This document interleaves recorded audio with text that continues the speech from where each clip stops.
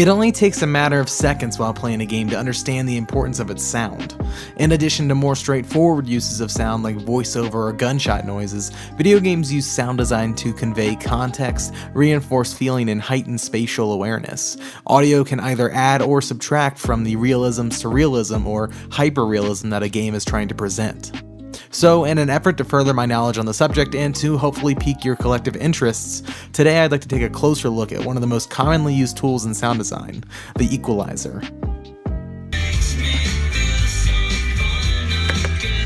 Yeah, it's literally that thing that's in your car stereo. For the unaware, an equalizer is a software or hardware filter that adjusts the volume of specific sound frequencies. Equalizers work in different ranges of sound, otherwise known as bands. Simpler EQs may only have 2 bands, which are usually referred to as bass and treble. However, more expensive equalizers may possess upwards of 30 bands, or in other words, 30 different frequency ranges that can be manipulated. Knowing how to adjust these bands can completely change how a listener hears a certain piece of sound or music.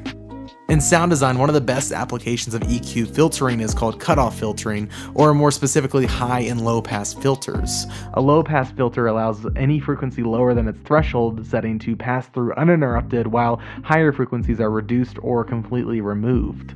High pass filters, however, function in an opposite manner, allowing higher frequencies on the audio spectrum to bypass the filter while the lower ones are cut off. For example, Celeste, one of my favorite platformers, utilizes a low pass filter in a very macro way. Whenever Madeline, the player-controlled character, finds herself underwater, a low-pass filter mutes the higher frequencies of every sound or piece of music currently being played by the game.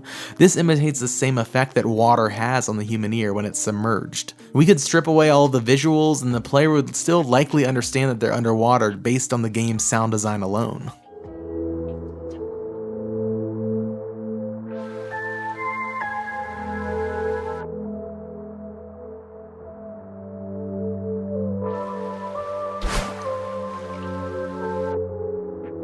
Something else that I learned while researching EQ filters is the fact that aggressive low-pass filters can be used to give the impression of listening to a noise through a wall or a large object.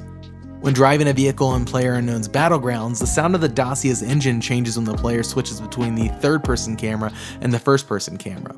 While this effect can be achieved by simply triggering additional layers of sound based on the camera that's in use, we can achieve similar results by using a low-pass EQ filter, just like the one that's used in Celeste. When using the third-person camera, the low-pass filter is bypassed and thus the sound of the car's engine is coming through to the listener completely unhindered. However, if the EQ filter is activated while in the first-person perspective, the higher frequency of the car's engines are reduced, which produces a much more intimate sound. This type of sound makes sense because the camera is inside of the car, wherein there are multiple layers of plastic, metal, and glass between it and the car's engine.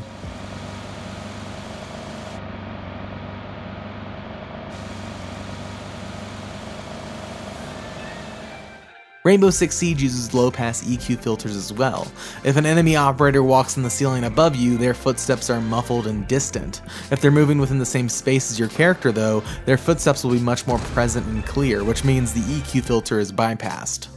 The game's sound design also activates a high-pass EQ filter anytime the player is in control of a drone or camera, which results in an audio effect that mimics a radio or a speakerphone.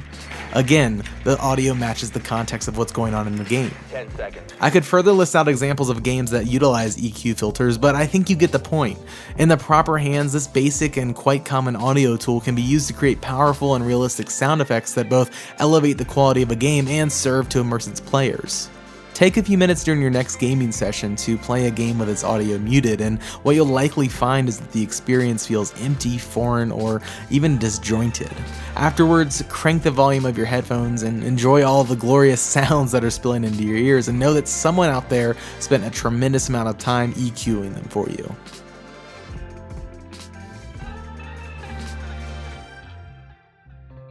Hey everybody, Alex here. Thanks so much for taking the time out of your week to watch my video. If you liked it, subscribe, like the video. Let me know in a comment down below if you did enjoy the topic, because I like sound design, I like video games, so the more opportunity I have to combine the two together, the better, at least in my eyes. If you like podcast reviews or articles, go to okbeast.com, and don't forget we put out new videos like this one every Friday. So again, click that subscribe button, and hope you like the next video, hope you like the last video, hope you like this video.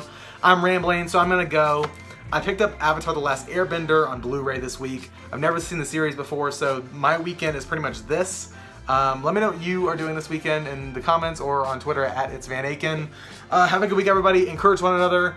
Goodbye.